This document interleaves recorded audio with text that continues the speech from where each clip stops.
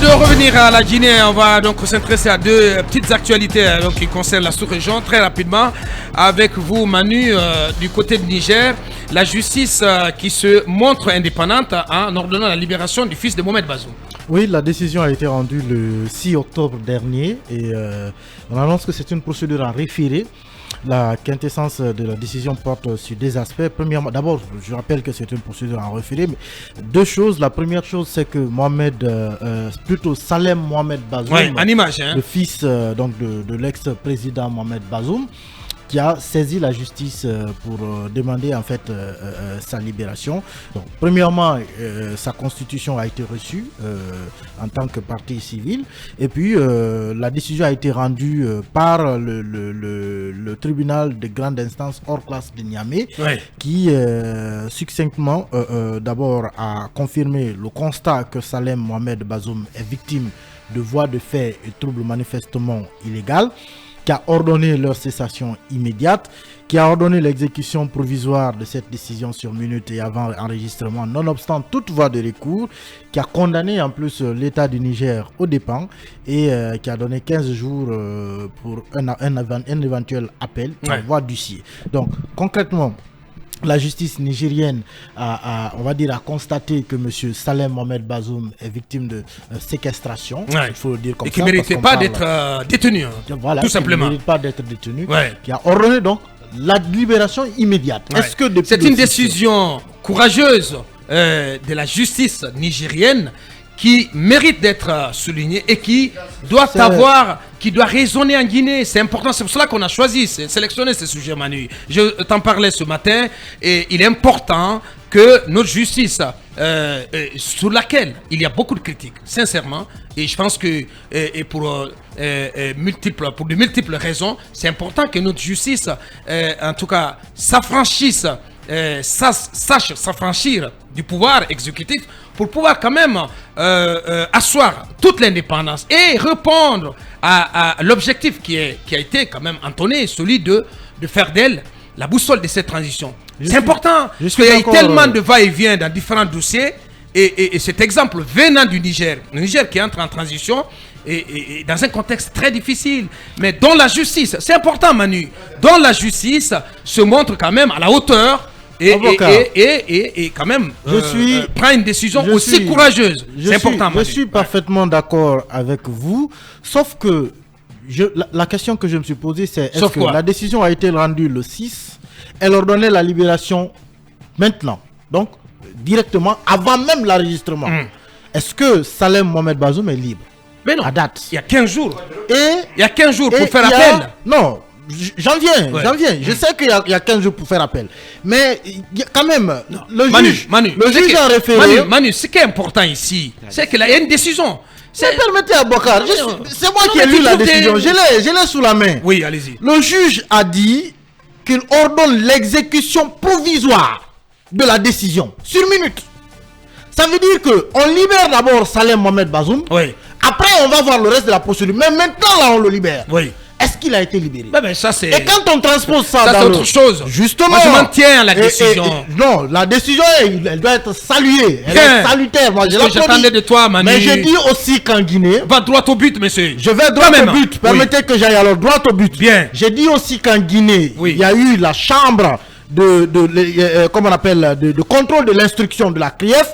Il y a eu la Cour suprême qui ont rendu plusieurs fois des décisions dans des affaires aujourd'hui hautement politique. Bien. Ont-elles été appliquées? Je vais vous dire. La question, c'est entre la décision qui est rendue et l'application de la décision. Manu, moi je reste sidéré de voir que, par exemple, M. Bill Gates reste en prison. Son dossier a été vidé. Il y a une décision de non-lieu.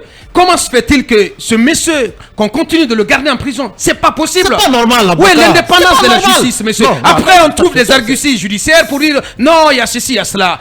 Il a été constaté un non-lieu. Libérer le monsieur immédiatement. En principe, c'est pas normal. Évidemment, pour le cas de Bill Gates, est un cas assez patent, assez frappant, assez choquant. Mais j'ai envie de dire aussi que la justice, elle n'est pas tout à fait, elle ne s'accommode pas tout à fait parfois. Elle rend des décisions. Maintenant, est-ce qu'elles sont appliquées? Ça, c'est autre chose. Bien, ça, je pense que les juges sont courageux. Merci. Et au Niger et en Guinée. Il y en a qui sont courageux. Il y en a qui sont courageux. Le juge qui a dit, le juge qui a constaté, non, le juge qui a constaté de non-lieu dans l'affaire Bill Gates, il est courageux. Le juge qui a ordonné la libération de Kassori, il est courageux. Le juge qui a ordonné la libération de Fonike et compagnie, il est courageux. Ils sont courageux. Ils sont courageux, ils rendent les décisions. Mais est-ce que leurs décisions sont appliquées? Non, mais ça c'est autre chose. Ça c'est autre chose, oui. Allez-y, Diaraï. Une chose est sûre, l'indépendance de la justice dans les pays africains est un défi qui s'impose. Donc il faut justement trouver, pourquoi pas, des stratégies. À mon sens, il faut poser le débat. Comment poser le débat? Il faut justement faire en sorte que les hommes de droit essayent justement d'expliquer aux avocats ou aux magistrats, aux juges, que rendre une décision dans les règles, dans les normes est quand même une chose qui s'impose même à la profession, comment je vais dire, à l'exécution même du travail. Vous, avant de prendre des robes, avant de prendre la tenue, vous jugez en fait. Vous avez le serment que vous tenez. Je pense qu'il est important de sacraliser ce serment et amener les hommes de droit, les juges, à faire en sorte que les décisions de justice soient des décisions qui ne soient pas contestables, qui soient des décisions qui soient appliquées. Mais encore une fois, il y a une situation qui s'impose, puisque nous avons vu dans la sous-région qu'il y a des crises, il y a des coups d'État qui sont perpétrés partout, et ce sont des hommes qui se croient tout permis et qui règnent en maître absolu, qui n'en ont rien à foutre, excusez-moi, ils n'en ont rien à foutre des décisions de justice. C'est vrai qu'en Guinée, il y a eu des décisions de justice courageuses qui ont été rendues. C'est le cas au Niger aujourd'hui, ce qu'il faut saluer. Mais c'est vraiment pas énorme par rapport à d'autres décisions qui sont rendues. Donc, je pense qu'il faut aujourd'hui travailler de sorte que beaucoup de juges ou de magistrats adhèrent à ce principe, adhèrent à cet esprit, permettant justement de faire la justice pour que les justiciables aient confiance à leur justice. C'est ça la question. Bien, oui, Talibé.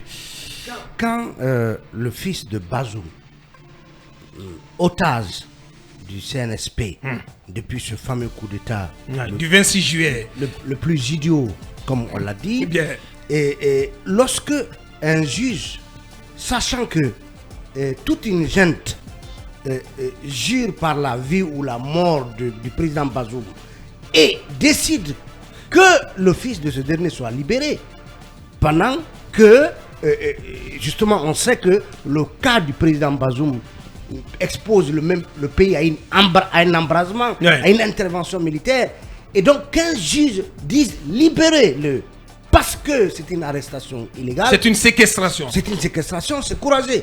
Et j'irais dire que ce n'est pas à comparer à un jugement rendu en faveur de Bill Gates ou de Kassori ou autre.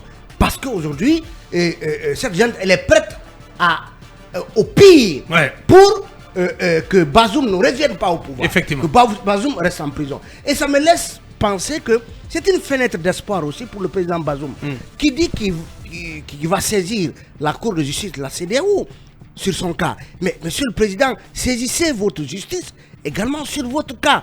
Parce qu'il peut y avoir un juge qui prend son courage des deux mains et qui dit que monsieur, votre situation est une situation illégale et que vous êtes un otage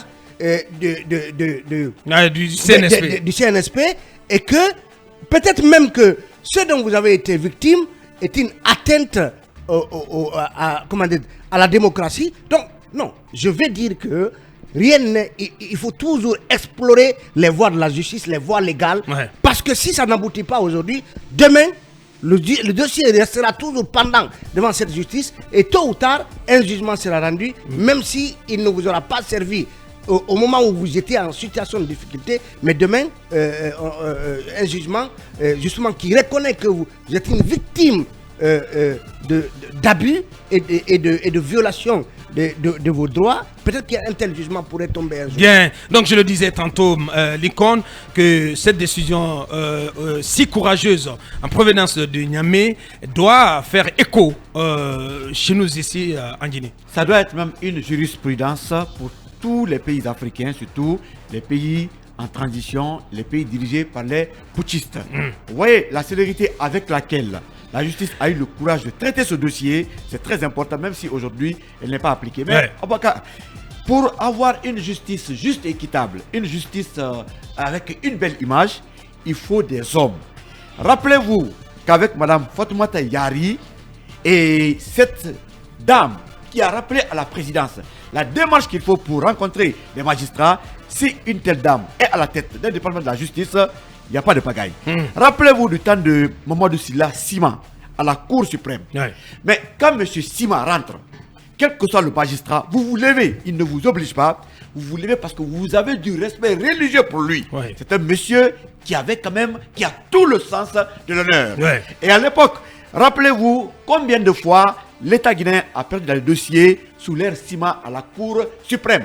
Quand ça vient, c'est traité à temps. On se rappelle de l'affaire Continentale où Mamadou Sylla, l'autre l'homme d'affaires, à travers sa radio, a eu raison. On se rappelle de l'affaire d'installation des chefs de quartier où la Cour suprême a débouté l'État guinéen. Mais rappelez-vous d'un monsieur aussi appelé Kele Fassal. Ce sont des messieurs pour qui on vous a assez de respect, paix à son âme. Mais quand vous avez de tels messieurs à la tête de la justice, la Cour suprême, des institutions judiciaires, je crois que c'est du grand respect et les gens vont les craindre. Mais si vous mettez à la tête des institutions judiciaires des personnes qui traînent des casseroles, qui n'ont pas de passé, et quand vous aviez aussi Charles White 1 comme à la tête de la justice. Donc vous voulez me dire que vous voulez me dire qu'on n'a plus Charles White original. Non, c'est Charles White politique. Non, c'est Charles White politique. Ministre de la Justice. Je parle de Charles White magistrat qui prenait des décisions courageuses. Mais Abakar, qui est à la tête de la Cour suprême aujourd'hui? Il fait quand même de son mieux. Non, mais pas du tout. Abakar, comment ça? À la Cour d'appel, le président. Comment ça, il fait pas de son mieux? Je vous dis, Abakar, c'est mon opinion. À la Cour d'appel, qui est là-bas? À la Cour suprême, qui est là-bas? À la justice, regardez leur dossier, leur passé. Vous saurez combien de fois notre justice a Non, attention. Je m'arrête là-bas. Bien. Allez vérifier.